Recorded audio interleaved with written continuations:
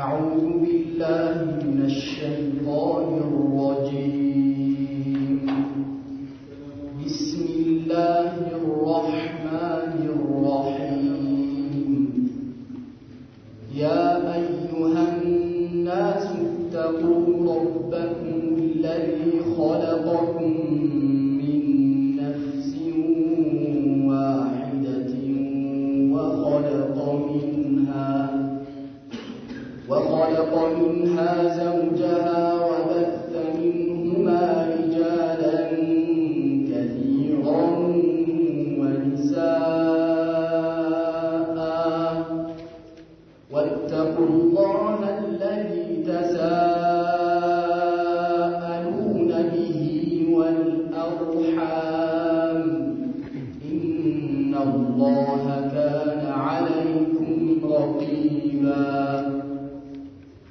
وآتوا اليتامى أموالهم ولا تتبدلوا الخبيث بالطيب ولا تأكلوا أموالهم إلى أموالكم إنه كان حوبا كبيرا.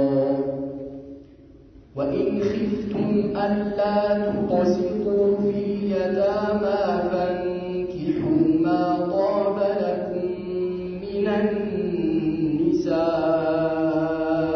مثنى وثلاث ورباع فإن خفتم ألا تعدلوا فواحدة أو ما ملكت أيمانكم ذلك أدنى ألا تعولوا.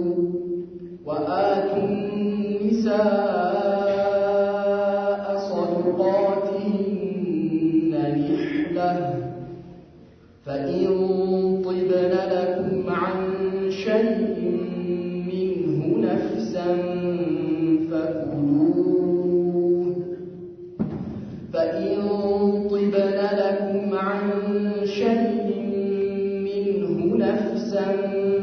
فكلوه هنيئا مريئا.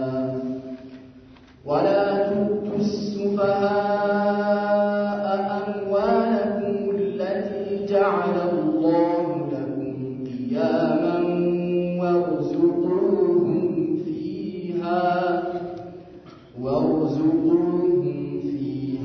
واكسوهم وقولوا لهم قولا معروفا. وابتلوا اليتامى حتى إذا بلغوا النكاح فإن آنستم منهم رشدا فادفعوا إليهم أموالهم ولا تأكلوها إسرافا وبدارا أن يكبروا. ومن كان غنيا فليستعفف ومن كان فقيرا فليأكل بالمعروف. فإذا دفعتم إليهم أموالهم فأشهدوا عليهم وكفى بالله حسيبا. الرحمن الرحيم. الحمد لله رب العالمين وصلى الله وسلم وبارك على نبينا محمد وعلى آله وصحبه أجمعين. أما بعد ይህ ምዕራፍ የሴቶች ምዕራፍ በመባል ይታወቃል። መዲና ውስጥ ከወረዱ ምዕራፎች ውስጥ አንዱ ነው። እንደሚታወቀው መዲና ውስጥ የወረዱ ምዕራፎች በአብዛኛው ይዘታቸው ከሸሪዓዊ ብይኖች ጋር የተገናኘ ነው፣ ወይም ደግሞ ከሸሪዓዊ ህግጋቶች ጋር ማለት ነው፣ አህካሞች ጋር የተገናኘ ነው። መካ የወረዱ ምዕራፎች በአብዛኛው የሚያጠነጥኑት በአቂዳ ዙሪያ እንደሆነ ደጋግመን አይተናል። ስለዚህ ይሄኛውን ምዕራፍ በአብዛኛው ህግጋቶች ላይ ያጠነጥናል። አንቀጾቹ 176 ናቸው። በውስጡ ላይ በዚህ ምዕራፍ ውስጥ ጎላ ብለው ከሚታዩ ነጥቦች ምዕራፉ ከሚዳስሳቸው ማለት ነው የሴቶች ጉዳይ አላህ Subhanahu Wa Ta'ala ለሴቶች የሰጠውን ቦታ፣ የቤተሰብ ሁኔታ፣ እስላማዊ ቤተሰብን የተመለከተ ማለት ነው። እንዲሁም የሴቶች መብት ብሎ ዛሬ ምዕራባውያኖች የሚያቀነቅኑት እስላም መቼና እንዴት አድርጎ መቼ እንደጠበቀላቸው እናያለን ከዚሁ ምዕራፍ ላይ ማለት ነው። ከዛሊክ በእስልምና ውስጥ ትልቁ ቦታ ያለው የውርስ ጉዳይ በሰፊው ታይቷል። እዚህ ምዕራፍ ላይ ውርስን የተመለከቱ ጉዳዮች ማለት ነው። ከዛሊክ እስላማዊ ቤተሰብ አመሰራረት ላይ ሰፊ የሆነ ትኩረት ሰጥተዋል። የሁለት የባልና ሚስቶች አንዱ በሌላው ላይ ያለው ሐቅ ተጠቅሷል።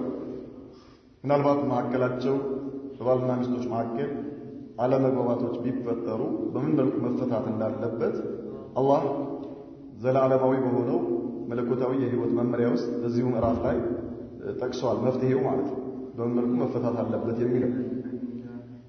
ከዛሊከ ስለ ሙናፊቆችና አደጋቸው በሙስሊሞች ላይ በእስልምና ላይ ያላቸው አደጋ ምን እንደሆነ አላህ ገልጾልናል።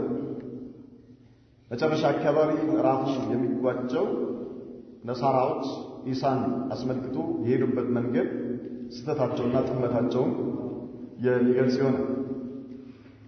ቢስሚላሂ الرحمن الرحيم በአላህ ስም እጅግ በጣም ሩህሩህና አዛኝ በሆነ ያ አዩሃ الناس እናንተ ሰዎች ሆይ እተቁ ረበኩም ጌታችሁን ተጠንቀቁት ፍሩት الذي خلقكم ያ የፈጠራችሁ የሆነው من نفس واحدة ከአንዲት ነፍስ ከአባታችን ከአደም وخلق منها زوجها ከዛች ነፍስ ጥንዷን አላህ Subhanahu Wa Ta'ala ፈጥሯል።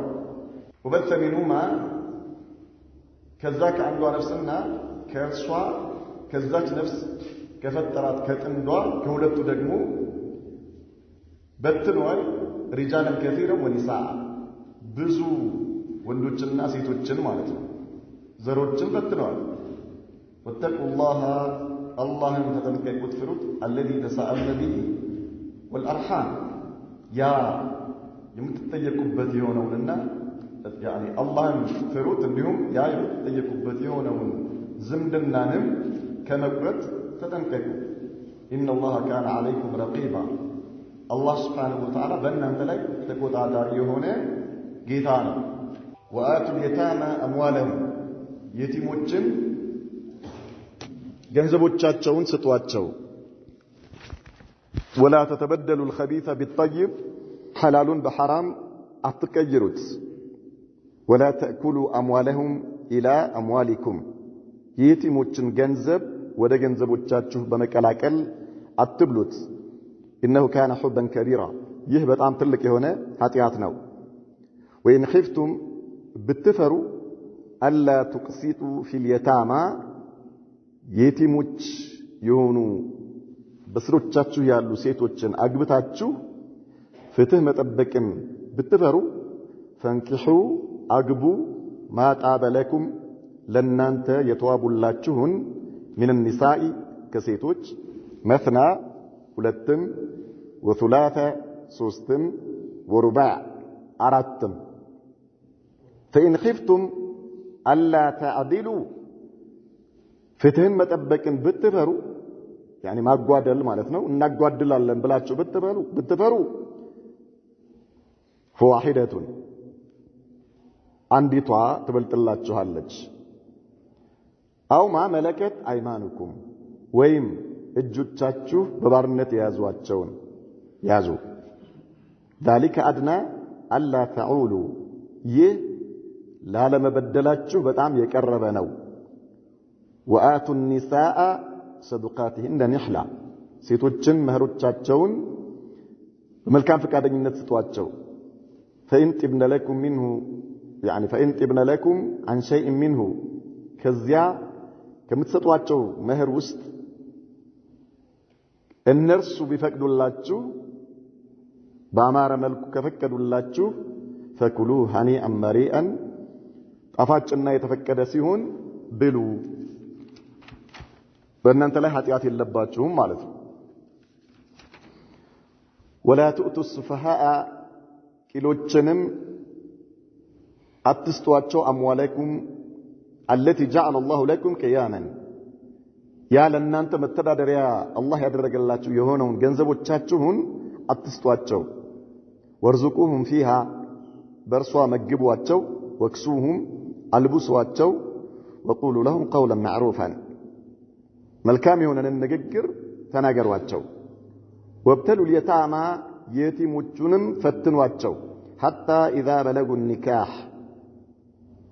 ብሉግ እስኪደርሱ ድረስ መድረሳቸውን እስክታውቁ ፈትኗቸው فإن آنستم منهم رشدا ከእነርሱ መስተካከልን ካያችሁ ካወቃችሁ فادفعوا إليهم أموالهم ወደ እነርሱ ገንዘቦቻቸውን ስጡ ولا تأكلوها የቲሞችን ገንዘብ አትብሉ إسرافا በማባከን وبدارا أن يكبروا መድረሳቸውን ማደጋቸውን ለመሽቀዳደም አትብሉት ومن كان غنيا ሀብታም የሆነ فليستعفف ይብቃቃ አይብላ ማለት ነው አይንካ የቲሞችን ገንዘብ ومن كان فقيرا فليأكل بالمعروف ድሃ የሆነ ግን በአግባቡ ከየቲሞች ገንዘብ ላይ ይብላ فإذا دفعتم إليهم أموالهم ወደ እነርሱ ወደ የቲሞች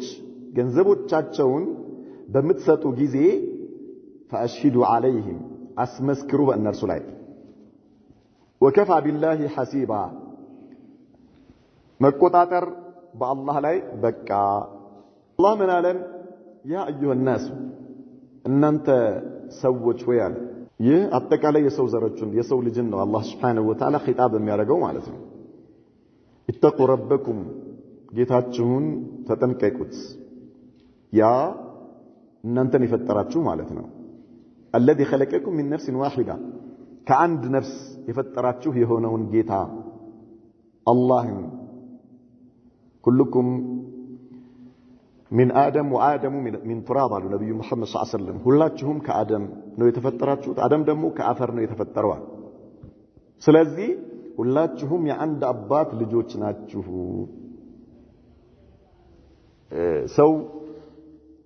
ሰው በመሆኑ እንደ ሰውነቱ አንድ የሚያደርግህ ነገር አለ ሰው በመሆኑ ማለት ነው ከእምነት ጋር በተገናኘ ትለያያለህ ሰው በመሆንህ እንደ ሰው አንድ የሚያደርግህ ነገር አለ አላህ Subhanahu Wa Ta'ala ይህንን እያስታወሰን ነው ወደ አፈጣጠራችን ከአደም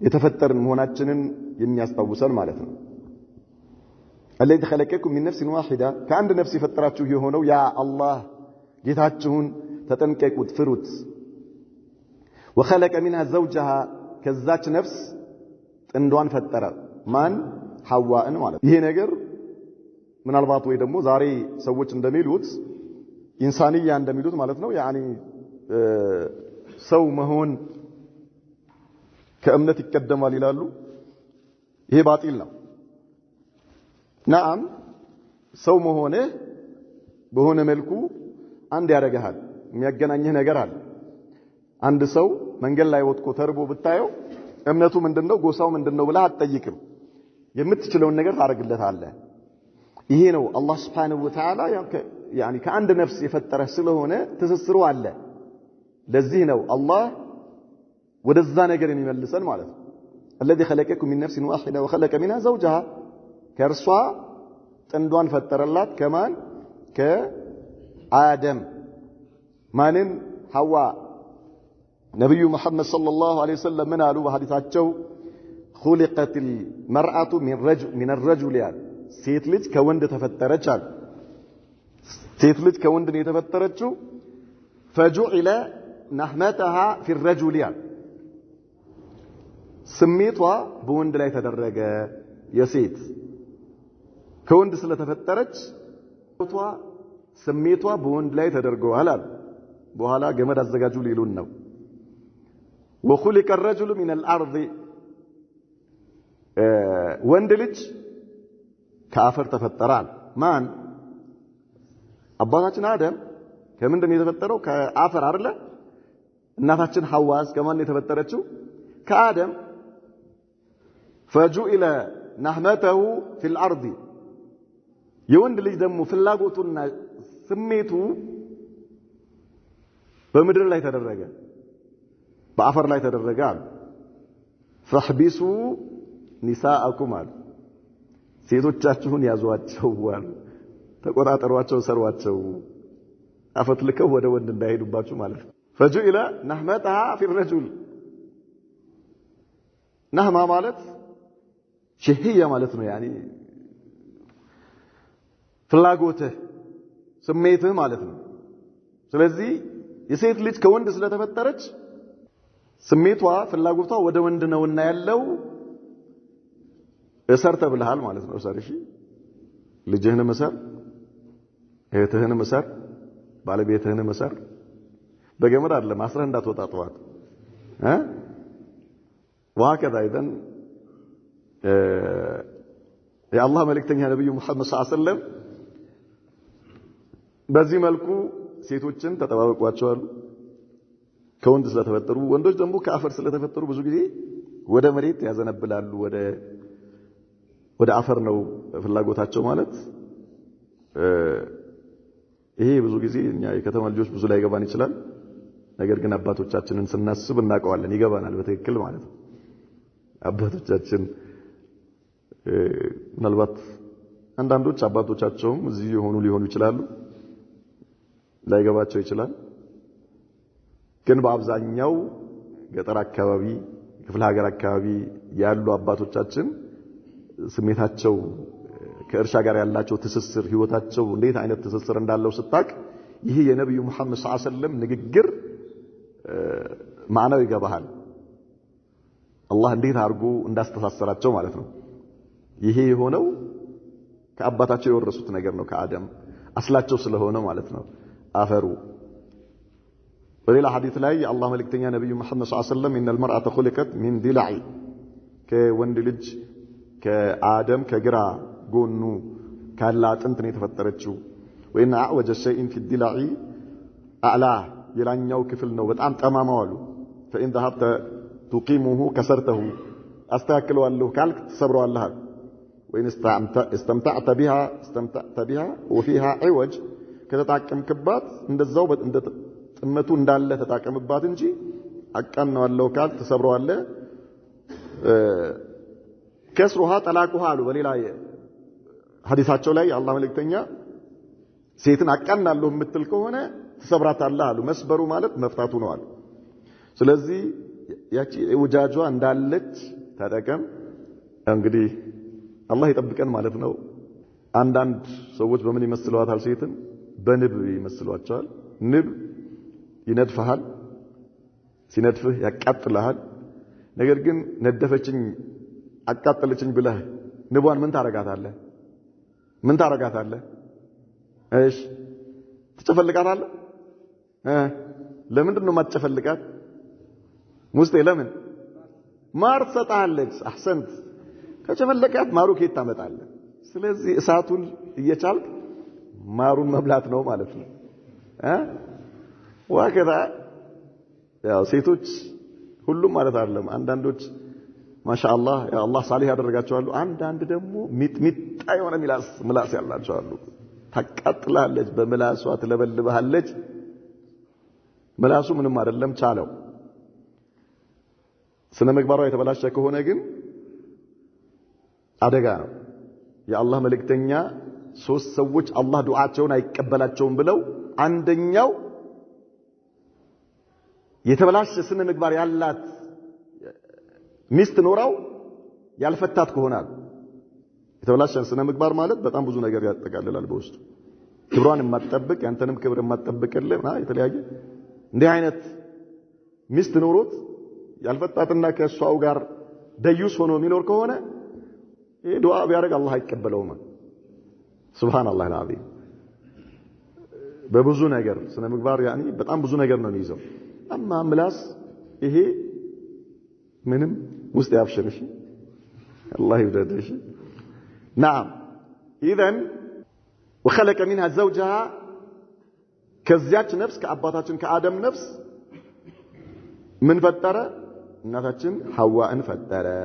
وبث منهما رجالا كثيرا ونساء ከሁለቱ ደግሞ ከሐዋና ከአደም ከሁለቱ ደግሞ ወንድና ሴት በጣም ብዙ አላህ ነሰነሰ። መነስነስ ታውቃላችሁ አይደል? ነሰነሰ። እዚህም ስትሄድ خلق الله በሽበሽ ታገኛለህ፣ እዛም ስትሄድ ታገኛለህ፣ እዛም ስትሄድ ታገኛለህ፣ እዛም ስትሄድ ታገኛለህ። ከክፍለ ሀገር ወደ ቡታጀራ እየሄድን አንድ ጊዜ ሼህ ዩሱፍ حفظه الله تعالى ورعا የሆነ ጫካ አቋርጠን የሆነ ቦታ ስንሄድ ሰው ያገኛሉ። እንደዚህ ሰው አለ لا اله الا الله الله خلقን ነስንሶታል አሉ። ነስንሶታል በትኖታል ማለት ነው። اذا الله وبث فيهما رجالا كثيرا رجالا ونساء ايش رجالا كثيرا ونساء الله ከአባታችን ከአደምና ከእናታችን ሐዋ ከሁለቱ ደግሞ በጣም ብዙ ወንድና ሴትን ምን አደረገ? በተነው ማለት ነው በዓለም ላይ لا اله الا الله ቁጥር ስንት አይነት خلق አላህ ፈጥሯል። ግን ዞሮ ዞሮ ሁሉም ዛሬ የምታየው ሁሉም ወዴት ይመለሳል? ወደ እናታችን ሐዋና ወደ አደም ይመለሳል ማለት ነው። ማንም ይሁን አረቡ በለው አጀሙ በለው ጥቁሩ በለው ነጩ በለው ቀዩ በለው ምንም ሁሉም አፍሪካዊ ብትል ኤዥያዊ ብትል አውሮፓዊ ብትል ምዕራብ በለው ማን ሁሉም ወዴት? ወደ ሐዋና ወደ አደም ይመለሳል። ሐዋም ወዴት ትመለሳለች? ወደ አባታችን አደም። ኢዘን ወደ አንድ አባት እንመለሳለን። ሁላችንም የአንድ አባት ልጆች ነን ማለት ነው። ግን ይሄ ነገር ከሰዎች ውስጥ አላህ በተለያየ ማዕሲያ በተለያየ ዝንባሌ እንዲወጣ አደረገ። ነፍስያ ሸይጣን አለ ወደዚህ እንድትመለስ አያደርግህም ማለት ነው። በጣም የሚገርመው አይደለም የተለያየ ሀገር ሰው አንድ ሀገር ላይ ሆነ አንድ ሀገር ላይ ሆነ በል አንድ ቋንቋ የሚናገሩ አንድ እምነት ላይ ያሉ ሰዎች የሚያሳዝን ሁኔታ ላይ ደርሰው ታያለ ማለት ነው። ምናልባት የተለያየ እምነት ኖሯቸው የተለያየ ብሔር የተለያየ ጎሳ ኖሯቸው እሺ አንድ እምነት አንድ ቋንቋ እንደ ሶማሊያን ብትወስድ እንደ ሱዳንን ብትወስድ የተለያየ እንደዚህ አይነት ብዙ የተለያዩ የሙስሊም ሀገሮች እርስ በርሳቸው ሆነው የተጨራረሱትን ብትመለከት አንድ ቋንቋ አንድ ዘር አንድ እምነትም ኖሯቸው ራሱ ነስአል الله ሰላመተ ወልዓፊያ ግን አስሉ ይሄ አልነበረም። واتقوا الله الذي تساءلون به والارحام واتقوا الله الله ተጠንቀቁት ያ ምትጠያየቁበት የሆነው والارحام كذلك ዝምድናንም ተጠንቀቁ ከመቁረጥ ማለት ነው። ዝምድናን ከመቁረጥ ተጠንቀቁ። ዝምድና መቁረጥ ማለት በጣም ከባድ ወንጀል ነው። ሚነል ከባኢር እንደቀላል የሚታይ ነገር ሳይሆን በጣም ከባድ ነገር ነው ዝምድና መቁረጥ ማለት ነው። ስለዚህ አላህ ተጠንቀቁ አለ። ዝምድናን ከመቁረጥ ተጠንቀቁ። ያኒ አንተ ዘመድህ ቤተሰብህ ማለት ነው። እናትህ፣ ወንድምህ፣ እህትህ፣ አጎት፣ አክስት ምናምን እንደዚህ ቤተሰብ ምንም ነገር ቢያደርግ ልትቆርጠው ሸሪዓ አይፈቅድልህም ኢላ ሪዳ ካልሆነ በስተቀር ኩፍር بعد الاسلام ከእስልምና በኋላ የከፈረ ከሆነ የምትችለውን ነገር አድርገህ መክረህ ዳዋ አድርገህ እምቢ ካለ هذا خلاص የሙስሊም ሀገር ከሆነ አንገቱ ይቀላል። من بدل دينه فاقتلوه ያሉት ነብዩ መሐመድ ሰለላሁ ዐለይሂ ወሰለም። አንተ ግን እንደ ዝምድና ሙቃጣ ታደርገዋለህ ማለት ነው። ይለያያል። كذلك ከሽርክ ጋር በተገናኘ አባትህም ሊሆን ይችላል እናትህም መጀመሪያ የምትችለውን ሁሉ ማድረግ አለብህ። ዝም ብሎ ማድረስ አይደለም። አባቴ ይሄ ነገር ሽርክ ነው ማለት አይደለም። አይሰራም። ይሄ ተብሪአቱ ዚማ አይደለም። ካንተ የሚፈልገው ለአባትህ ማለት ነው። ለአባትህ ለእናትህ ዳዕዋ ስታረግ እንደሌላኛው ሰው አይደለም የምታረገው። አላህን ልትለምን ይገባሃል። አልቅሰህ ለምን በሽርክ ላይ ከሞተ አባትህ የጀሃነም ነው የሚሆነው።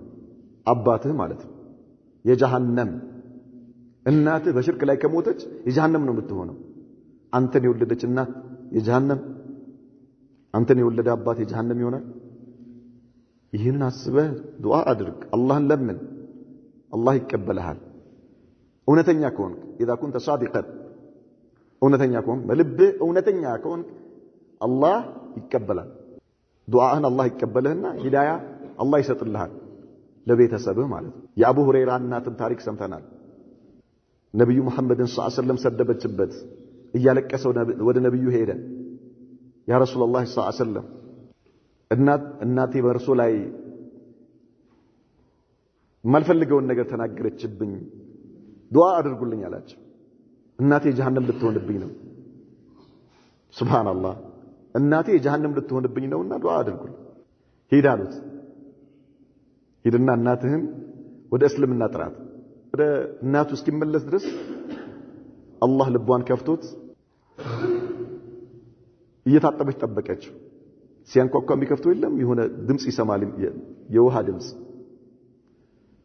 ታጥባ ልብስ ቀይራ መጀመሪያ አቡ ሁረይራ እዛው ባለበት ብለው መጨረሻ ላይ ከፈተችለት።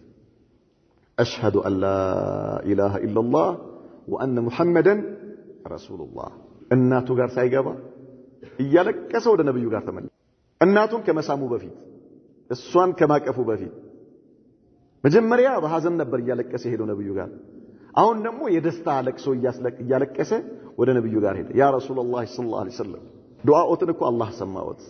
እናቴን አላህ ወደ እስልምና መለሰልኝ። ሱብሃንአላህ አልዓዚም። ኢዘን አንተ ላቡድ አን ተድዑ አላህ ሱብሃነሁ ወተዓላ፣ አላህን ልትለምን ይገባሃል። በእናትህ ላይ አይኔ ማድረስ ስላለብኝ ነው የሚባል ነገር የለም።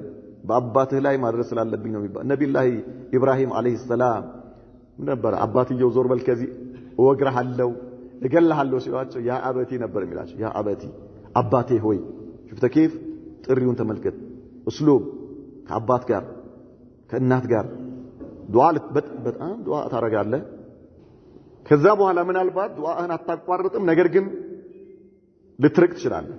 ሙቃጣ ርቀህ ግን ዱዓ ታረጋለህ። አላህን እየለመንክ ማለት አላህን እየለመንክ። ችግርተኛ ከሆኑና አቅም ካለ መርዳት ግድ ይልሃል እነርሱ حتى وإن كانوا في الشرك በሽርክም ቢሆን መርዳት ግድ ይልሃል። ሊራቡ አይገባም፣ ሊጠሙ አይገባም፣ ሊታረዙ አይገባም። ግን አላህን ትለምናለህ። በእናትና በአባትህ ጉዳይ ላይ አላህ ሂዳያ ሳይሰጣቸው እንቅልፍ ከተኛ ራስህን መርምር፣ ኢማንህን መርምር። እስልምናን አልተገነዘብክም፣ አልገባህም ማለት ነው። አላህ ሂዳያ ሳይሰጣቸው በህይወት እያሉ በሽርክ ላይ እያሉ አንተ ረስተሃቸው እንቅልፍ የሚወስድህ ከሆነ አልገባህም። አኺራ ማለት አልገባህም ማለት ነው። ስለ እስልምና ገና አልተረዳህም አንተ። ስለ አኺራ ስለ ጀሃነም አልተረዳህም። ዋضح። ስለዚህ ቤተሰብህን ዝምድናህን መቁረጥ የሚባለው ነገር አይቻልም። በዱንያ ጉዳይ ላይ ቤተሰብን ዝምድናን መቁረጥ በፍጹም አይሆንም። በፍጹም ምንም ያርጉ ምንም ይበድሉ አውፍ ማለት በል እነርሱ እየቆረጡ አንተ መቀጠል፣ ይሄ አላህ ዘንድ በጣም ትልቅ የሆነ ምንዳ የሚያስገኝልህ አኺራህን የሚያሳምርልህ ጉዳይ። ኢነላህ ካነ ዐለይኩም ረቂባ፣ አላህ በእናንተ ላይ ተቆጣጣሪ ነው። ወአቱ አልየታማ አምዋለሁም፣ የየቲሞችን ገንዘቦቻቸውን ስጧቸው አለ አላህ። ምን ማለት ነው? ይሄ ለየቲም አሳዳጊዎች ማለት ነው። ለየቲም አሳዳጊዎች፣ የቲም ማለት ብሉግ ሳይደርስ አባቱ የሞተበት ማለት ነው። አባቱ ሞቶበት የየቲም አሳዳጊ እናትም ትሁን አጎትም ይሁን ማንም የየቲም አሳዳጊ ከሆነ እሱን ነው የሚመለከተው። ባዳ ሊሆን ይችላል፣ ዘመድ ሊሆን ይችላል። طيب ወንድም ሊኖር ይችላል ወንድም ሆነ ታላቅ ወንድም ሆኖ ከታች ህፃናቶች ካሉ ውርስ አለ አይደል አባት ሞቷል ወደ አኺራ ሄደዋል አንተ እነዚህ ህፃናቶች የማሳደግ ኃላፊነት አለብህ የየቲም ተንከባካቢ ነህ አንተ የየቲሞች ሐቅ ይሄ ቁርአን አንቀጽ ይመለከታል ባዳ ልትሆን ትችላለህ ዘመድ ልትሆን ትችላለህ አጎት ልትሆን ትችላለህ ወንድም ልትሆን ትችላለህ እናት ልትሆን ትችላለች ማንንም ስለዚህ አላህ ወአቱል የታማ አምዋለሁም ለየቲሞች ገንዘቦቻቸውን ስጧቸው ወላ ተበደሉ الخبيث بالطيب ሐላሉን በሐራም አትቀይሩ ምን ማለት ነው ያንተ ሐላል የሆነ ገንዘብ አለ የነሱ ገንዘብ ባንተ ላይ ሐራም ነው የነርሱ ገንዘብ የየቲሞቹ ገንዘብ ባንተ ላይ ሐራም ነው ስለዚህ ያንተን ገንዘብ ትተህ የነርሱን ገንዘብ እንዳትጠቀም ሐላሉን ትተህ ሐራሙን ቀይረሃል ማለት ነው አይቻልም طيب ولا تاكلوا اموالهم الى اموالكم ማለት ደግሞ የነርሱን ገንዘብ ካንተ ገንዘብ ጋር ደባልቀ እንዳትበላው ያኛው መጀመሪያ የራስን አስቀምጠ የነርሱን መጠቀም ማለት ነው ሐላሉን ትተህ ሐራሙን መቀየር የነርሱ የየቲሞቹ ገንዘብ ባንተ ላይ ሐራም ነው ያንተስ የራስህ ለራስህ ምንድነው ሐላል ነው አይደል ولا تتبدلوا الخبيث بالطيب ሐላሉን በሐራም አትቀይሩት ሐላሉ ያንተ የራስህ ገንዘብ ነው خبيث የተባለው ወይ ደግሞ ሐራም የተባለው ደግሞ የእነርሱ ገንዘብ ነው ያንተን ገንዘብ አስቀምጠ ሐላሉን የእነርሱን ሐራም የሆነውን ባንተ ላይ እንዳትበላ እንዳትጠቀምበት ወይ ደግሞ የእነርሱን ገንዘብ ካንተ ገንዘብ ጋር ቀላቅለ እንዳትጠቀምበት እንዳትበላው አላህ Subhanahu Wa Ta'ala إنه كان حبا كبيرا ይህ በጣም ከባድ የሆነ ወንጀል ነው አላህ በጣም ከባድ ወንጀል ነው የየቲሞችን ገንዘብ በየትኛው መልኩ መብላት ከባድ የሆነ ወንጀል ነው አላህ ከተጠቀሱት ውስጥ ከዚያ ቀጠለና ወኢን ኺፍቱም አላ ትቅሲጡ ፊል የታማ አሁንም የየቲሞችን የሚያሳድጉ ወልዮች የየቲሞችን የሚንከባከቡ ይሆኑ እነዚህ የየቲሞች በስርህ ያሉት ሴቶች ናቸው ወይ ደግሞ አንድ ሴት ልጅ አንተ እያሳደካት ነው የወረሰች ብዙ ሀብት አላት አንተ ጋር ነው ያለው ሀብቱ የሱ ሐቅ አንተ ጋር ነው ያለው كذلك ታምራለች እሷ ማለት ልታገባት ፈለክ ያሳደካትን የቲም ልታገባት ከፈለክ የሷን ገንዘብ ሳትነካ መህሯን በትክክል ሰጠ ሌላ ብታገባ ኖሮ ሊሰጣት የሚችለውን መህር ሰጠ ልታገባት ትችላለህ ይፈቀድልሃል ችግር የለውም ነገር ግን ይሄንን ሐቋን አልጠብቅም ብለህ ከፈራህስ ነው የሚለው አላህ ወኢን ኺፍቱም አላ ትቅሲጡ ፊል የታማ ቤቲሞች ላይ ፍትህ አልጠብቅም የሷን መህር አሟልቼ ሌላው በሚሰጣት መልኩ መስጠት አልችልም ብለህ ከፈራ አለ አላህ ከፈራ እሷን በማግባት ወይ ደግሞ ካገባዋት ሐቋን አልሰጣትም ብለህ አጓድልባታለሁ ብለህ ከፈራ ምን አድርግ فانكحوا ما طاب لكم من النساء مثنى وثلاث ورباع ከሌሎች ሴቶች ከሷ ውጪ ከሌሎች ሴቶች ውስጥ ለናንተ የተዋቡላችሁ ያማሩዋችሁ የሆኑትን አግቡ አለ አላህ አግቡ فانكحوا ما طاب لكم من النساء مثنى ሁለት وثلاث ሶስትም ورباع አራትም አግቡ طيب ትችላላችሁ አለ አላህ ሁለትም አግቡ ሶስትም አግቡ አራትም አግቡ ምንም ማድረግ አይቻልም አንዘለውም ይሄንን የቁርአን አንቀጽ እንዘለዋለን አንዘለው ማለት ማን ያለው አላህ ነው ያለው የአላህን ህግ ምን ማድረግ ይቻላል ሴቶች እህቶቻችን በሰብር አዳምጡ እንግዲህ ምን ማድረግ እናቴ አንድ ጊዜ ተረጎምኩላት ይሄንን የቁርአን አንቀጽ አንብቤ ማለት ነው። ባህሩ በአላህ ይሁንብህ ለፈው አለችኝ። አባቴ አያገባም ሁለተኛ እኮ እንደው ለምን በጣም የሚገርም ነው። ግን ሴቶች ምን ያህል ይሄን ነገር እንደማይገባ እለፈው ይሄንን አትቅራው ይሄንን አትቅራው እለፈው ሱብሃንአላህ العظيم هذا تشريع من الله سبحانه وتعالى تشريع إلهي يا الله هجنا الله يدنججوا فانكحوا ما طاب لكم يتوابلاችሁን አግቡ ነፍሳችሁ የወደደውን አግቡ አለ አላህ። አንድ ስለሆነ እኮ ነው ያዛቅ አንድ ምን እሱን መጥቀስ ስለማያስፈልግ ማለት ነው። አንድ እሱ እንዳለ ነው አይደል? መትና ሁለትም ወثلاث ሶስትም ወርባ ጎበዝ ከሆንክ ማለት ነው። አግቡ አለ አላህ። ከዛስ فإن خفتم على ألا تعدلوا ከፈራችሁ ሁለት በማግባታችሁ ሶስት በማግባታችሁ አራት በማግባታችሁ ከፈራችሁ አላ ታዕድሉ ፍትህን መጠበቅ ከፈራችሁ ፍትህን መጠበቅ በፍትህ ማስተዳደርን ከፈራችሁ በነፍሳችሁ ላይ ነፍሳችሁን የምታውቁት እናንተ ናችሁ እያለን ነው አላህ። ለየአንዳንዱ ሙእሚን ነው ይሄንን ያለው አላህ። ለየአንዳንዱ ሙእሚን ስለ ነፍሱ ራሱ ያውቃል። ስለዚህ አላህ ዘንድ ትጠየቃለህ። በገደብ ነው የተፈቀደልህ። ካገባህ ምን አድርግ? ፍትህን ጠብቅ ማለት ነው። ፍትህን ጠብቅ በሁሉ ነገር ፍትህን ጠብቅ። ኢላ በመሐባ ሲቀር መሐባ ምንም ማድረግ የሚቻል ነገር አይደለም። ይሄ የምትመዝነው ነገር አይደለም። ይሄን ያህል ግራም ለሷ ይሄን ያህል ግራም ለዛችኛዋ ብለህ ያኒ በግራም የምታከፋፍለው ነገር አይደለም። መሐባን በተመለከተ ማለት ነው። ይሄ ጅብሊ የሆነ አላህ የፈጠረው ነገር ነው በውስጥ እሱን።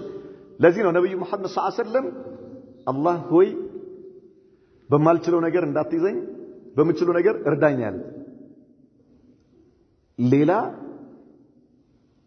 በዚያራ በምትገዛው ነገር በማንኛውም በየአንዳንዱ ነገር ማድግ ከሆኑ ነገሮች ጋር በተያያዘ በምንም ነገር ለዛ ቤት ያደረከው ለዚህ ቤት ታረጋለህ፣ ለሷ ያደረከው ለሷ ታረጋለህ፣ ለዚህኛው ታረጋለህ፣ ለዛ ቤት ልጆች ያደረከው ለዚህ ቤት ልጆች ታረጋለህ። ምንም ነገር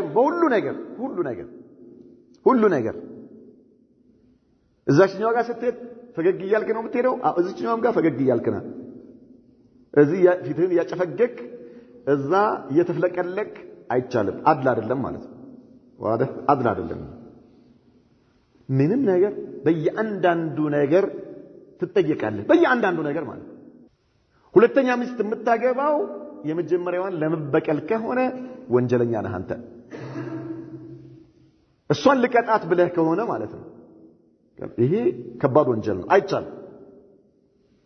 አብዛኛዎቹ ወንዶች እንዲህ አይነት በሽታ ነው ያለባቸው። ቆይ አሳይሻለሁ ይላል። አሳይሻለሁ ምንድነው የምታሳያው? ምን ነው የምታሳያው? አቅሙ አለ ማዕናዊየን ወማድየን።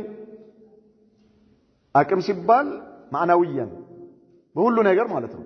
አቅሙም የዱንያም አቅም የአስተሳሰቡም አቅም የማኔጅመንቱም አቅም ያኒ ተድቢር ማድረግ ማለት ነው የማስተዳደር ይሄም አቅም كذلك የማርካት አቅም واضح በሁሉም አቅም ሲባል ሁሉም። ከዚያ በኋላስ መጀመሪያ አስብ፣ በደንብ ቆም ብለህ አስብ። ሁለተኛ ሶስተኛ አራተኛ የነሻጣ ወሬ አይደለም። በጣም ብዙ ሰዎች በጣም የሚገርመው የመጀመሪያ ሚስት ሊያገቡ ስንት ጓደኛ ይለፈልፋል፣ ቤተሰቡ ይላል እኔ ገና ነኝ ይላል። ገና ነኝ ስንት አመቱ ነው? 30 አመቱ 30 ምናምን አመቱ ሆኗል እኮ ገና ነኝ ይላል። የምትደርሰው እኮ 15 አመት ነው አይደል? ብሎ የደረስከው 15 አመት። ገና ነኝ ማለት ነው استعدادا نفسيا የማስተዳደር ብቃቴ አመለካከቴ ብስለቴ ገና ነው አቅሙም ኖሮት ገንዘቡም ኖሮት ሀብቱም ኖሮት እሺ ለና ከወሰነ በኋላ ሲመርጥ እኛው አሁን ባገፋ ሱብሃንአላህ እንደው ምን ይሆን ቤተሰቧ እንዴት ነው ስነ ምግባሯ እንዴት ነው ምናምን ስንት ነገር እህቱን ጠይቅልኝ ይላል እዛ ይሄዳል ጓደኛውን እስኪ አጣራ ይላል ምናምን ማሻአላ በጣም የሚገርመው ትንሽ የሆነች ፍራንክ ስትመጣ ሁለተኛ ማግባት ሲፈልግ መንገድ ላይ ያያት የሆነች ደስ የምትል ሴት ካየ እቺን ካላገባው ሞቼ ይገኛለሁ መንገድ ላይ እኮ ነው ያያት ምናልባት አሁን የጀበና ቡና የምታፈላም ልትሆን ይችላልች እኮ ችግር የለውም እኔ ማለት ንቀት አይደለም ግን አንተ ያ اخي ተደራር እንዴት በዚህ መልኩ በዚህ ቅጥፈት እንዴት ነው የምትወስነው አንተ እሷን ካላገባው ሞቼ ይገኛለሁ አንዳንዱ ጭራሽ የታጨችም ሴት የሚጠልፍ አለ የታጨች ማለት የሌላ ሰው ሚስት ማለት ነው በኒካህ ላይ ለኒካህ ቀጠሮ ላይ ያለችን ስላማረችው ብቻ እንዴትማ ካላገባው ብሎ ለሁለተኛ እኮ ወይ ለሶስተኛ ማለት ነው ወይ ለአራተኛ እንዲህ አይነት ደመነፍሳዊ የሆነ አካሄድም ይሄዳል ያ اخي مسؤوليه ትልቅ ኃላፊነት ነው አላህን ፈርተ አስብ የአኺራ ጉዳይ ነው ጉዳዩ አላህ ፊት የመጣ ጉዳይ ነው ብር ስላለ ብቻ አይደለም ብር አይደለም የሚያስተዳድረው እኮ አእምሮ ነው የሚያስተዳድረው ዲንህ ነው የሚያስተዳድረው ፍትህ ጠብቀሃል ወይስ አልጠበቅክም ተብለ የምትጠየቅበት ጉዳይ ነው ስለዚህ بإذنillah እኔ አላህ ይረዳኛል እችላለሁ አቅሙ ማለኝ ዱንያውም አላህ ሰጥቶኛል ስለዚህ ኢንሻአላህ እችላለሁ ካልክ በስርዓት የተቀመጠልህን መስፈርት አሟልተ ከሷም መሟላት ያለበትን መስፈርት አጣርተ አግባ ትችላለህ ማፊ ማኒ ዋደ ሶስተኛም ልክ እንደዚሁ አራተኛም እንደዚሁ በዚሁ ልኩ ማለት ነው በዚሁ ልኩ ምናልባት የእብዶች መሰባሰቢያ እንዳትሆን አራት ይዛገባለሁ ብለ አራት ተሰብስበህ አንተ ማብረህ ታብድና አምስት እብዶች ትሆናላችሁ ማለት ነው አምስት እብዶች نسأل الله السلامة والعافية لكن الله من على فإن خفتم كفراتوا على تملكت لا من دنو ميلو الله لا من فإن خفتم بلو الله كون يالو فإن خفتم كفراتوا فتح التبكم بلاتشو إهن على النت موتات على الشنم بلاتشو كفراتوا فواحدة السلامة لا يعدلها شيء السلامة አንዷን ያዙ አለ አላህ Subhanahu Wa Ta'ala አንዷን ያዝ ራስህን ምን ውስጥ አትክተት ጥያቄ ምልክት ውስጥ አትክተት ቀይ መስመር ውስጥ አትክተት ማትችል ከሆነ ነፍስህን አይተው ራስህን አይተህ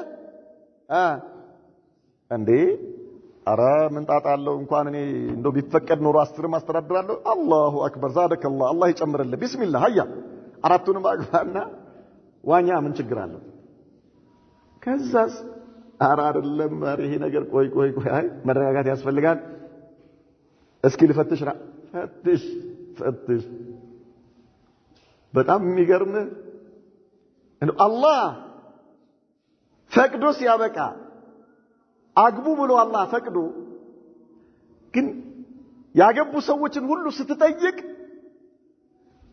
ይቅርብህ የሚሉት ነገር ቢኖር ይሄ ነገር ነው ወይ ደግሞ አላህ ስሩት ብሎ ያዘዘበት ሆኖ የፈቀደው ነገር ሆኖ የሰሩትን ሰዎች ስትጠይቅ አትስሩት የሚሉህ ነገር ምንድነው ብለህ ብትጠይቅ ሁለተኛ ማግባት ነው ይላል በጣም ጥቂት ሰዎች ካልሆነ በስተቀር በጣም ጥቂት ሰዎች ማሻአላህ አላህ ይባረከላቸው አላህ ይረዳቸው ሰዎች የጀነት ህይወት ነው ይሉሃል ማሻአላህ አላህ ይጨምርልህ በለው ነገር ግን ምናልባት 10 ሰዎችን ብትጠይቅ አንድ ሰው በዚህ መልኩ የሚመልስልህ አታገኝ አረባክ ይቅርብህ ይልሃል ማለት ነው ልክ እንትን ታውቃለህ አይደለ ከስርም ከላይ መሳት የሚነድበት ድፎ ዳቦ ትንተከተካለህ ማለት ከላይም ከስር መሳት በገዛጅ ያው ጉድህ ይፈላል ተጠማምሰህ ጉድህ ነው የሚፈላው ስንት ሰው መጥቀም እየቻልክ ስንት ኡማ መጥቀም እየቻልክ ስትንተከተክ ኡፍ ትላለህ ኡፍ አስተሳሰብን ትከስራለህ አቅምህ ትከስራለህ ዲንህ ትከስራለህ ኑሮህም ትከስራለህ ስራህም ጭምር ትከስራለህ ማለት በጣም ብዙ ወንድሞች በዚህ መልኩ ሁሉ ነገራቸው የከሰሩ ወንድሞችን እናውቃለን ይሄ ማለት ማስፈራራት አይደለም ነገር ግን እሺ የነሻጣ ጉዳይ አይደለም ጠንቀቅ እንድንል ነው አላህ فإن خفتم ألا تعدلوا فواحدة على الله سبحانه وتعالى أو ما ملكت أيمانكم ማለት ወይም ደግሞ እጆቻችሁ የያዟቸው ባሪያዎች ማለት ነው በባሪያ መጠቃቀም ስለሚቻልና እነርሱ ላይ ፍትህ መጠበቅ ዋጅብ ስላልሆነ ذلك أدنى لا تؤولوا ለእናንተ ፍትህ ለመጠበቅ በጣም የቀረበ ነው አለ አላህ ذلك أدنى لا تؤولوا እንግዲህ ያው የፈሪዎች ተውሂድ ነው ያላችሁ ይሉናል ይሁን ችግር የለም አልহামዱሊላህ وآتوا النساء صدقاتهن نحلة ሴቶችን መህሮቻቸውን ስጧቸው አለ አላህ Subhanahu Wa Ta'ala መህሮቻቸውን ስጧቸው መህር ንህላ يعني صداقه ማለት صداق መህር ማለት ነው ወይም ደግሞ ለሴቷ የሚሰጥ ይሄ ነገር ሴት ልጅ መህር يعني ኒካህ በምታስርበት ጊዜ መህር ሊደረግላት ይገባል አንዳንድ ዑለማዎች ዋጅብ ነው እስከማለት ድረስ ነው ይሉስ ዋጅብ ነው ከነብዩ መሐመድ ሰለላሁ ዐለይሂ ወሰለም ውጪ ሌላው ሰው ያለ መህር ሳይሰጥ ኒካህ ማሰር አይችልም እስከማለት ድረስ ደርሰዋል ስለዚህ ስጡ አለ አላህ Subhanahu Wa Ta'ala فإن تبن لكم منه عن شيء منه نفسا فكلوا هنيئا مريئا ከዛ ከሰጣችሁት ከመህር ላይ ሴቶቹ በፍቃደኝነት ፈቅደው ከነፍሳቸው ማለት ከውስጣቸው ፈቅደው አውፍ ቢሉ ወይ ደግሞ ግማሹን ወይ ሩቡን ብሎ አለ አላህ Subhanahu Wa Ta'ala ተጠቀሙበት ማለት ተጠቀሙበት ለእናንተ የተፈቀደና ይሄ ያማረ ሲሆን ተጠቀሙበት በእናንተ ላይ ኃጢያት የለባችሁም ይያልና አላህ Subhanahu Wa Ta'ala طيب ኢላ ግን ለነርሱ ለሴቶች መህሩን መስጠት ግዴታ ነው ማለት ነው ሐቋ ነው መስጠት ይኖርብሃል በውሸት መህር መጥራት አይቻልም የውሸትህን ማለት ዝም ብለህ ይሄን ያህል ብሎ መጥራት አይቻልም መህር የሚባለው ነገር ቀላል መሆኑ ለኒካሁ በረከት የቀረበ ነው ይላል يعني መህሩ ቀላል የሆነ ኒካህ በረከት አለው ዛሬ ወጣቶች እንዳያገቡ የሚከለክላቸው የመህር ጉዳይ ነው በአብዛኛው ማለት ነው እኛ ሀገር እንኳን አልহামዱሊላህ ይሄን ያህል የከበረ የለም በጣም ጥቂት የተወሰኑ ሰዎች ዘንድ ካልሆነ በስተቀር በዚህ መልኩ የተጋነነ መህር የሚጠይቅ የለም አንዳንዱ ቤተሰብ በጣም በሚገርም መልኩ በል የኒካህ ቀን ሽማግሌ ተሰብስቦ የተበተናል ጥሎ ይሄዱ ማለት ነው በመህር ምክንያት ይሄ ጅህልና ካለ መረዳት የመጣ ነው መህር ማለት የሴቷ ደሞዝ አይደለም ወይ ደግሞ ሴቷ የምትሸጥበት ዋጋዋ አይደለም ዋጋዋ አይደለም እኮ አባትየው ልጅቷን እየሸጣት አይደለም ወይ ደግሞ ወልዩዋ ወንድሟም ይሁን ማንንም ማለት ነው እየሸጣት እኮ አይደለም ያ اخي ما يصلح اصلا ሰው ተሰብስቦ ገዛ 100 ሺህ ይላል አንዳንድ ከዛ መከራ ቀንስ ውረድ ያ ጭቅጭቅ 50 ሺህ በስንት መከራ 50 ሺህ ያ ሱብሃንአላህ العظيم አንተ ከብት አይደለም እየሸጥክ ያለው ልጅ ነች አይደል እየዳርካት ነው አይደል ያ اخي መህር ማለት ክብሯን ጠብቃ ለመቆየቷ ምልክት እንዲሆን ለኒካሁ ማሰሪያ የአላህ ቃል ኪዳን ማሰሪያ ነው እንጂ እሷን እየሸጥካት አይደለም በገንዘብ ትተመናለች እንዴ የሴቶች ይሄ ምን ያህል ያወጣሉ ተብሎ የሚሸጡበት ዋጋ አይደለም ማንንም ወይ ደግሞ በጣም የተሳሳተ በጣም ትክክል ያልሆነ አመለካከት አለ ማህበረሰባችን ላይ ምን የሚል ነገ ቢፈታት መህሯን ሰጥቶ ነው የሚያባርራት ያ اخي انت ገና ከወዲሁ ልጅ ተፈታ ይዛው የምትሄደውን ሳንቲም ነው የምታስበው? ኒካሁን ስታስር ማን ያለህ ይሄንን? ይሄ በጣም ትልቅ ስህተት ነው። ይሄ የሸሪዓ አስተሳሰብ አይደለም፣ የሸሪዓ መመሪያ አይደለም። መህሯን ሰጥተህ አባራት ማን ያለህ? በአቅምህ ልክ አስደስተህ ሸኛት ነው የተባልከው። በአቅምህ ልክ ሴት ልጅ ከፈታ ምትፈታት ከሆነ በምትፈታበት ጊዜ በአቅምህ ልክ አላህ ርዝቅ ከሰጠ አልተመቻቻችሁም አይደለ? አብራችሁ መኖር አልቻላችሁም? ቤት ገዝተህ ስጣት፣ ሱቅ ከፍተህ ስጣት። አላህ አቅም ሰጥቷል። ከሷ እኮ ሱብሃንአላህ ገላዋን የሰጠችህ እኮ ነች አይደል? ምናልባት ልጅም ሰጥታ ሊሆን ይችላል እኮ። እንዴት ነው ባዷን ብታባረራት? ይሄ አስተሳሰብ በጣም የወረደ የዘቀጠ የመሃይማን አስተሳሰብ ነው። የለም እንደዚህ አይነት ነገር ሸሪዓዬን አላስቀመጠም። አስለን ማን ያለው? አላህን ፈርቶ እያንዳንዱ ሰው በአቅሙ ልክ አስደስቶ ይሸኛት።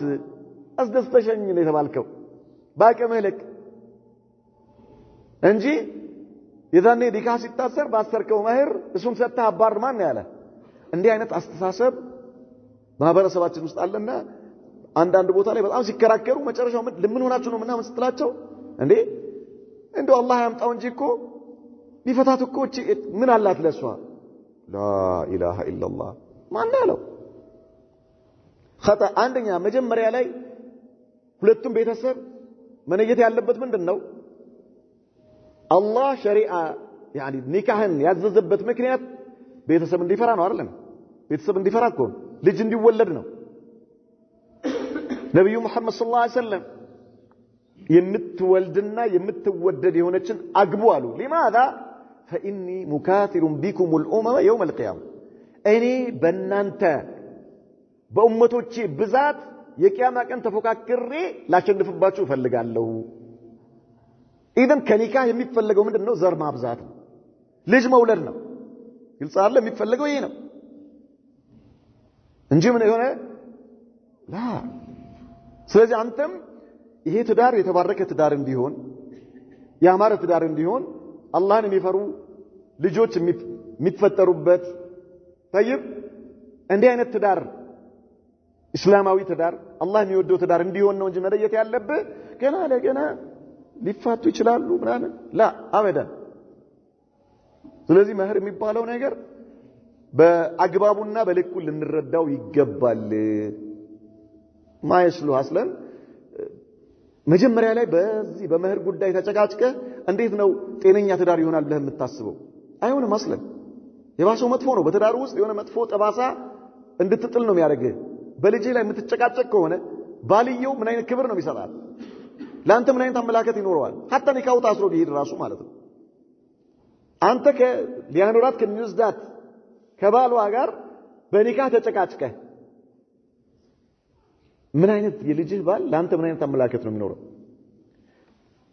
ትልቅ ተጽዕኖ አለው በቤተሰቡ ኡስራ ውስጥ ማለት ነው። በሚመሰረተው ቤተሰብ ውስጥ የራሱ የሆነ አሉታዊ ተጽዕኖ ያሳድራል። ይሄ አይሆንም። መልካም ንግግር፣ መልካም አመለካከት፣ መልካም አስተሳሰብ ሲሆን ገና ከወዲሁ ከዚሁ የቤተሰቡ ትስስር የጠነከረ ይሆናል። ችግር የለም፣ አብሽር፣ ምንም ችግር የለም። አንተ ደስ ያለህን ነገር ያለህን ነገር ማድረግ ትችላለህ በለው። እሷ ያለውን ነገር ትበል። እኔ ምንም ችግር የለም፣ እሱ ባለው ነገር ይታሰርለት አለኝ በሚለው ነገር ላ ኢላሃ ኢላላህ ተራራ የሚያክል አማና ጥቶ አንተ ላይ ያሸከሙ ማለት ነው። ስለዚህ አንተ እነዚህን ቤተሰብ ለማስደሰት ይሄንን አባት ለማስደሰት እችን ባለቤትን ለማስደሰት ዋጋ ትከፍላለህ። ነገር ግን ተጨቃጭቀ ገዝተህ ከሄድክ ገዝቼን የመጣሁሽ ልትል ነው በኋላ ሙሲባ ማይስሉ በአግባቡ ልንረዳው ይገባል። ولا تؤتوا السفهاء أموالكم التي جعل الله لكم قياما الله من قال ولا تؤتوا السفهاء ቂሎችን አለ ቂሎች ገንዘቦቻችሁን አትስጧቸው። ይሄኛው በየቲሞች ነው ብሎ የሚፈስሩት ስህተት ነው። ለየቲሞች አይደለም። ولا تؤتوا السفهاء أموالكم ገንዘቦቻችሁን አትስጧቸው ለእነዛ ሞኝ ለሆኑ ማስተናበር ለማይችሉ ማስተዳደር ለማይችሉ التي جعل الله لكم قياما ለእናንተ መተዳደሪያ ያደረገውን አላህ ያን ገንዘባችሁን አትስጧቸው። አርጃህ የሆነው ተፍሲር ለህፃናቶችና ለሴቶች ማለት ነው። ምን ማለት ነው? ለልጆችህና ለሚስትህ አንተ ንብረትህን አስረክበህ የእነሱ እጅ የምታይ እንዳትሆን ነው የሚልህ አላህ። እንዳታስረክብ፣ ሚስትህን የንብረትህ ኃላፊ አታድርግ። እንኪያው አንቺ እኔ ስፈልግ ካንቺ ወስዳለሁ ላ አይቻልም። እንደዚህ እንዳታደርግ። አንተ ስጣት የሚያስፈልጋትን ነገር አሟላላት እንጂ ከሷ ወይ ደግሞ ልጆችን የንብረትህ ኃላፊ አድርገህ ከልጆችህ እንዳትጠይቅ ላ አይቻልም። ይሄ አንተ ነህ ኃላፊ።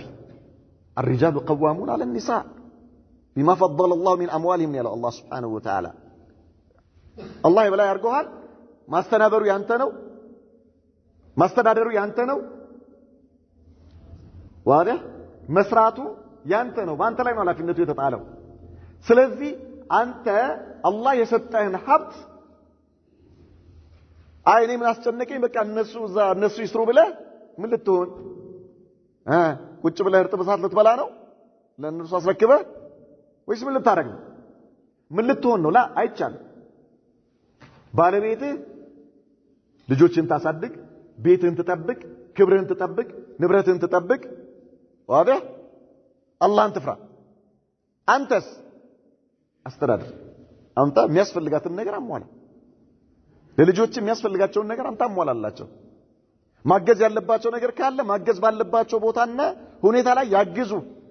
ካልሆነ ግን አንተ የመሪነቱን የኃላፊነቱን የማስተናበሩን ነገር ለእነርሱ ሰጥተህ በኋላ የሆነ ነገር ላደርግ ነው ስጡኝ፣ መስጂድ ሊሰራ ነው ተጠየቅ፣ ልጆችን አስፈቅደህ ልታመጣ ነው ማለት ነው። ወይ ደግሞ ለሚስትህን አስፈቅደህ አይ የሆነ መስጂድ ላይ እንደዚህ ቃል ገብቼ ነበር ስለዚህ ይሰጠኝ፣ ኧረ ቆይ በቦርድ ታይቶ ነው የሚሰጥህ ትባላለህ። ይፈቀድልህ ማለት ላ ኢላሃ ኢላላህ ማሃዳ ለየቲሞች እርዳታ ማለት ለመስጂድ እርዳታ ማለት ይሁን ላ አይቻልም አለ አላህ Subhanahu እንዳታረጉ ወርዝቁሁም ፊሃ ወክሱሁም የሚያስፈልጋቸውን ነገር አሟሉላቸው አለ አላህ። ናም አብሏቸው፣ አጠጧቸው፣ አልብሷቸው፣ የሚያስፈልጋቸውን ነገር አሟሉላቸው። የማስተናበሩን የማስተዳደሩን ኃላፊነቱን በእናንተው እጅ አድርጉት።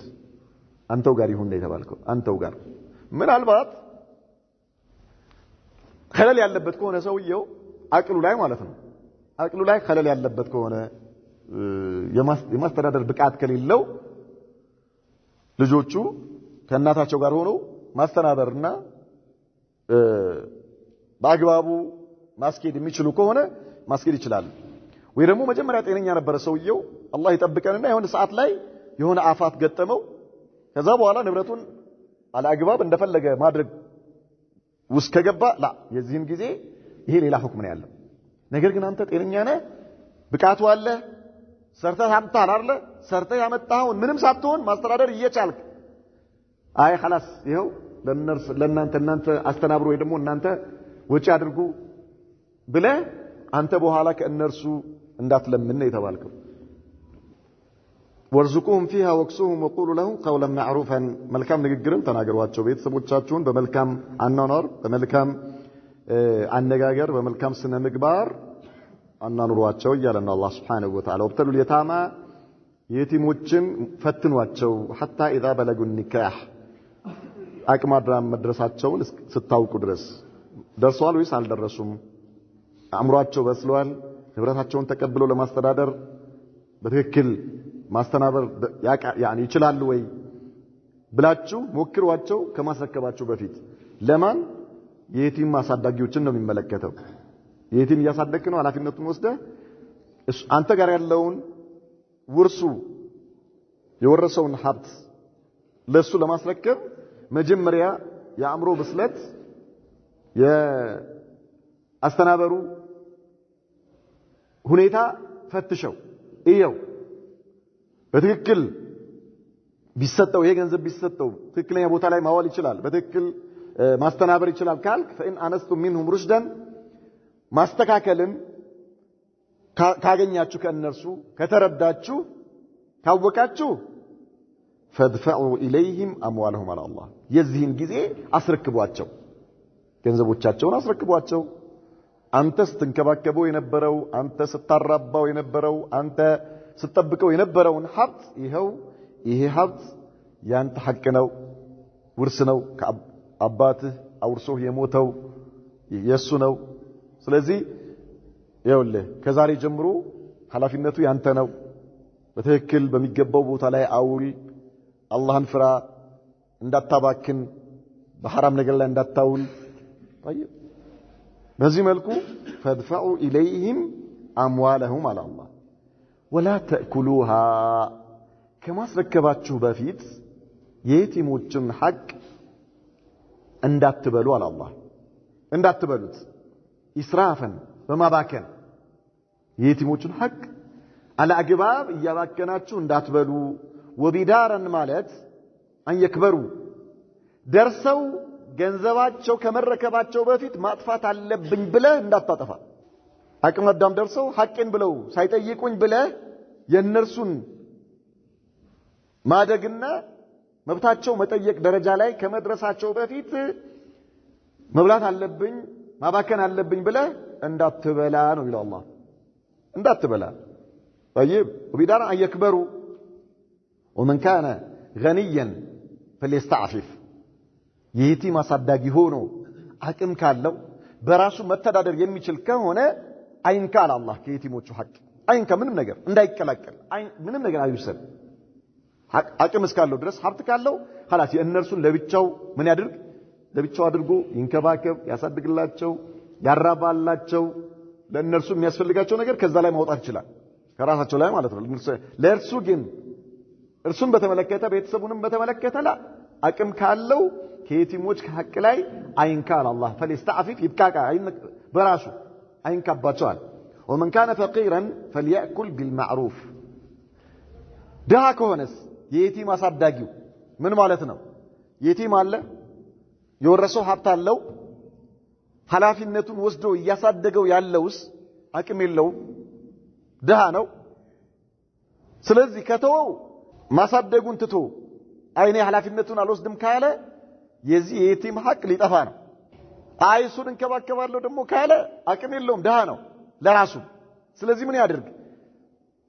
የየቲሙን ኃላፊነት ወስዶ በመንከባከቡና ንብረቱን በመጠበቁ ለራሱ መሰረታዊ የሆነ የሚያስፈልገውን ወጪ ያውጣ ከማን ከየቲሙ ገንዘብ ላይ ይሄ ተንከባካቢ የሆነው የየቲምን አሳዳጊ የሆነው በአግባቡ ይውሰድ እና ምን ያድርግለት ይንከባከብለት ሐቁን ይጠብቅለት ያሳድግለት ከዛው ጋር ግን ምን ያድርግ በአግባቡ በትክክል በሚያስፈልገው ልክ ከዛ ላይ መውሰድና ወጪ ማድረግ ይችላል ومن كان فقيرا فليأكل بالمعروف ማለት ይሄ ነው فإذا دفعتم إليهم أموالهم ደርሰው እናንተ ጠብቃችሁ ተንከባክባችሁ እነርሱ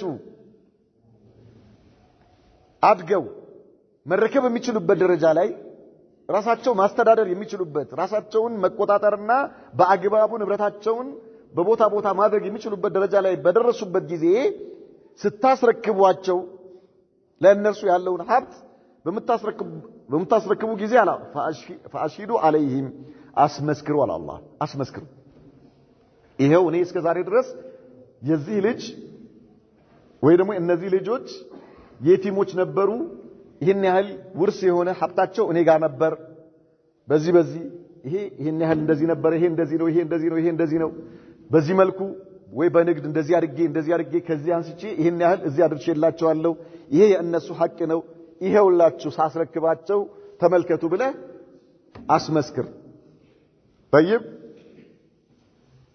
ጠብቀህ ተንከባክበህ ማስረከብህን ምን አድርጋለ አላህ አስመስክሩ አለ وكفى بالله حسيبا በመቆጣጠር አላህ በቃል نعم الله ይቆጣጠራል እኮ አላህ ያየዋል ይሰማል ያውቀዋል ነገር ግን መሆኑም ጋር ግን ምን አድርጉ አስመስክሩ አለ نكتفي بهذا صلى الله وسلم وبارك على نبينا محمد وعلى آله وصحبه وسلم